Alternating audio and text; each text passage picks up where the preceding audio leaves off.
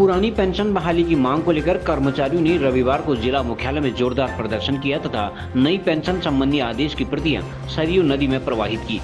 पुरानी पेंशन बहाली की मांग को लेकर बड़ी संख्या में कर्मचारी सरयू तट पर एकत्र हुए। वहां पुरानी पेंशन बहाल करने तक आंदोलन जारी रखने की शपथ ली। बाद में कूली बेगार आंदोलन के तर्ज पर नई पेंशन के आदेशों की प्रतियां सरयू नदी में प्रवाहित की गयी। संगठन के जिलाध्यक्ष नरेंद्र पालनी, महामंत्री कमलेश पांडे सहित कर्मचारी नेता केसी मिश्रा, प्रकाश टाकुली आदि ने पुरानी पेंशन को कर्मचारियों का संवैधानिक अधिकार बताया।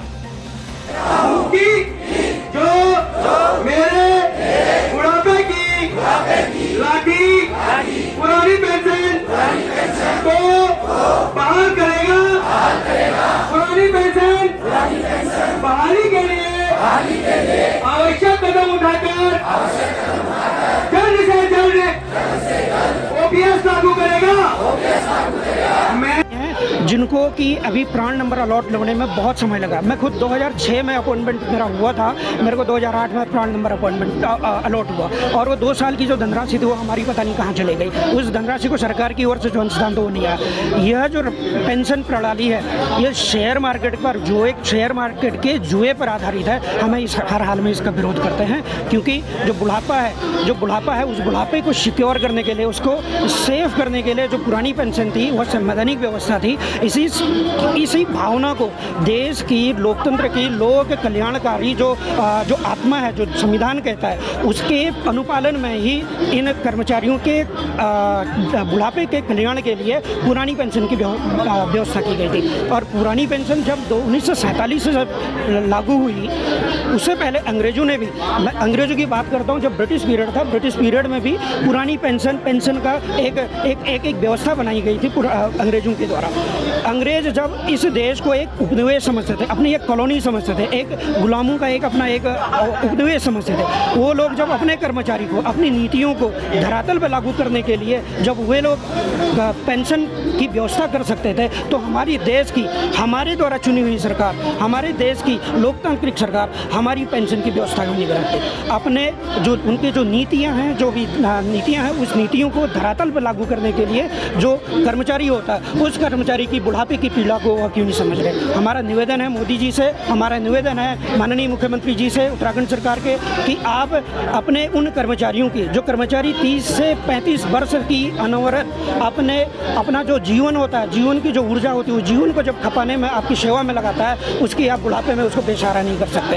हाँ, यह संवैधानिक अधिकार है, यह संविधान के द्वारा प्रदत्त जो अधिकार है, समानता का अधिकार, अनुच्छेद 14, उसका भी उल्लंघन करता है। जब सुप्रीम कोर्ट कहती है कि भाई यह जो पुरानी पेंशन है, यह पेंशन कोई नियोक्ता के द्वारा या सरकार के द्वारा दिया जाने वाला कोई अनुदान नहीं है, कोई रहम कर्म का या फिर कोई भीख नहीं है, बख्शिश नहीं है, कोई उपादान नहीं है, यह उसका जो अपने जीवन भर में जो उसने काम किया है, जो मेहनत उसने अपना जीवन जो खपाया है, उसके प्रति दिया जाने वाला उसकी यह एक सैलरी का हिस्सा है। पुरानी पेंशन हमारे ही अंश का घटा हुआ पेंडिंग वेतन होता था, उसमें कुछ पेंशन सैलरी कम करी जाती थी, उसका कुछ हिस्सा दिया जाता था। लेकिन जो नई पेंशन है उसमें दोहरा नुकसान हो रहा है। एक तो शेयर बाजार के आधार पर है, जिसका जोखिम हम सब जानते हैं कि शेयर मार्केट सुबह किस लेवल पर होगा और शाम को कहाँ तक पहुँचेगा। तो हमें चिंता है कि बुढ़ापे में हमारे खून पसीने की जो कमाई है, जो हमारे बुढ़ापे में जो हमारा धन अर्जित होगा, जो फंड में लगा होगा, जो फंड वहाँ पर कॉर्पस जो बना होगा, उस कॉर्पस का यदि शेयर मार्केट डाउन हो जाए तो हमारी पेंशन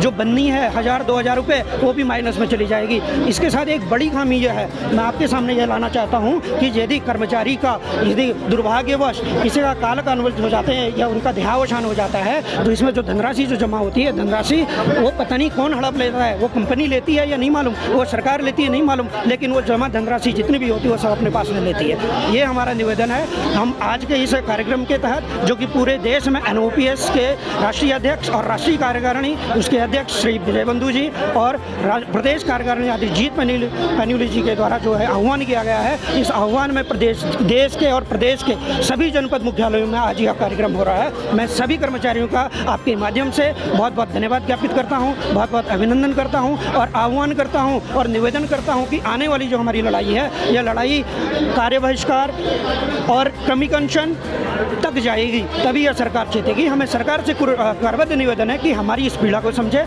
अपने उस कर्मचारी की जो कि उसकी नीतियों को ज़मीन पर लागू करता है, उसकी बुढ़ापे की चिंता करे, उसकी पुरानी पेंशन लागू करे। हमारी एकमात्र मांग है कि पुरानी पेंशन बहाल की जाए। नई पेंशन के विरोध की जहाँ तक बात आ रही है, हमारे साथी जो रिटायरमेंट हो चुके हैं वो बहुत ही न्यून पेंशन पर, वृद्धावस्था पेंशन से भी कम उनको पेंशन मिल रही है, जिससे कि उनका घर परिवार चलाना बहुत मुश्किल हो रहा है। उस चीज़ को देखते हुए हम भी अपने भविष्य के प्रति चिंतित हैं और सरकार से एक ही मांग करते हैं कि वो हमारी पुरानी पेंशन बहाली की मांग को जल्दी से जल्दी पूरी करे, नहीं तो हमें किसी भी हद तक जाने के लिए तैयार है, कर्मचारी वर्ग तैयार है। आगे सर हमारी व्यापक रणनीति है। हम इसके बाद जो है पूरी रथ यात्रा पूरे भारतवर्ष में 1 मई से निकलने वाली है। उसके बाद हम सांसदों के घर पर घंटी बजाओ हमारा कार्यक्रम है और 1 अक्टूबर को हमारी अंतिम कील NPS पर हम दिल्ली में गाड़ेंगे और 1 अक्टूबर को लगभग 11 लाख कर्मचारी दिल्ली में प्रदर्शन करने जा रहा है। क्रांति आह्वान पर NOPS के आज पुरानी पेंशन बहाली हेतु एक बहुत बड़ी रैली का यहाँ पर आयोजन किया गया, जिसमें सभी डिपार्टमेंटों के, सभी शिक्षण संस्थानों के कर्मचारियों ने बढ़ चढ़कर भागीदारी करी और जो ये मुहिम है ये दिल्ली तक जाएगी। जैसे जैसे कि केंद्र से इसके दिशा निर्देश प्राप्त होंगे, वैसे वैसे कर्मचारी इस आंदोलन को आगे की ओर बढ़ाएंगे। और आज जो ये रैली हुई है, निश्चित तौर पर उत्तराखंड सरकार को चेताने वाली रैली के रूप में हुई है और ये बहुत ही ज़बरदस्त रैली आज की रही है। सभी कर्मचारियों ने इसमें बहुत बढ़ चढ़कर हिस्सेदारी की है और जैसे जैसे आगे को केंद्रीय कार्यकारिणी के द्वारा निर्देश प्राप्त होंगे, वैसे वैसे यहाँ पर और कार्यक्रम किए जाएंगे। और आज जो रैली का शुरुआत हुआ, बहुत ही अधिकारी, कर्मचारी, शिक्षक सभी लोगों ने जो है सरयू बगड़ में एकत्रित होकर के उसके बाद एक पैदल मार्च का रैली करी और उसके बाद अभी तहसील स्तर पर पहुँच के यहाँ पर थोड़ी सी सभा के संबोधन के बाद उप जिलाधिकारी महोदय के माध्यम से ज्ञापन देने का कार्यक्रम है। पुरानी पेंशन क्यों जरूरी है और नई पेंशन का विरोध क्यों है? देखिए, नई पेंशन तो एक बहुत ही छलावा है कर्मचारियों के लिए। नई पेंशन आदमी को मानसिक रूप से, शारीरिक रूप से, सामाजिक रूप से जो आहत करने का एक तरीका है सरकार का, वो नई पेंशन है। पुरानी पेंशन एक सम्मान है जो वो 30 से 35 वर्ष की सेवा करता है, उस सेवा के उपरांत उसके बुढ़ापे की वो लाठी है, उसका वो अधिकार है, क्योंकि उसने सरकार की जो सेवाएं की हैं 30 साल, 35 साल, इवन 40 साल तक की सेवा करता है, उसके उपरांत उसे 300, 800, 700 ऐसी पेंशन मिले, उसका गुजारा भत्ता कैसे हो पाएगा? इसलिए पुरानी पेंशन की जो व्यवस्था है, उस पेंशन की व्यवस्था में उसके वेतन का निर्धारण करते हुए उसे पेंशन दी जाती है, जिससे उसका आराम से गुजारा एवं भत्ता हो जाता है। इसे नई पेंशन जो स्कीम है ये केवल छलावा है और कर्मचारियों के जो मानसिक उत्पीड़न सरकार इस नई पेंशन से कर रही है और सामाजिक उत्पीड़न भी इससे हो रहा है, तो ये एक बहुत ही एक बुरी योजना है और कर्मचारियों के लिए सबसे ज़्यादा नुकसानदायक है। हमारे द्वारा एक ये संवैधानिक पेंशन मार्ग का आयोजन किया गया था, इसमें हमें काफ़ी अच्छा सहयोग मिला हुआ है। इसमें हमारी आगे की जो लड़ाई होगी, हम लोग जो करेंगे, जो अब अक्टूबर में, अक्टूबर में हमारे द्वारा दिल्ली में एक विशाल धरना प्रदर्शन है। उसके अतिरिक्त मैं एक चीज़ आपको बताना चाहूँगा कि जो ये लड़ाई है, ये हम जो लड़ाई लड़ रहे हैं, ये हमारी लड़ाई नहीं है, हम आने वाली पीढ़ी के लिए लड़ाई लड़ रहे हैं। इसमें जो हमारे जो नए लोग तैयार हो रहे हैं, जो बच्चे अब आगे की तैयारी करते हैं या जिनके पेरेंट्स अपने बच्चों को आगे सरकारी सेवा में भेजना चाह रहे हैं, कल के दिन में अगर वो रिटायर होते हैं तो उनके लिए ये बहुत गंभीर समस्या हो जाएगी। उनके जो बुढ़ापे का जो सारा हमारी पुरानी पेंशन है, ये नहीं मिलने की वजह से उन लोगों को भी बहुत समस्या का सामना करना पड़ेगा उस समय पे। पुरानी पेंशन बहाली की मांग को लेकर कर्मचारियों का लगातार आंदोलन जारी है।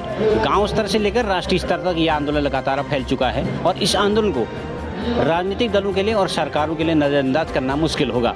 अगर यही हाल रहा, यही कर्मचारियों की नाराज़गी रही, तो आने वाले चुनाव में राजनीतिक दलों को इसका खामियाजा भुगतना पड़ेगा। CCN न्यूज़ के लिए मैं सुरेश पांडे।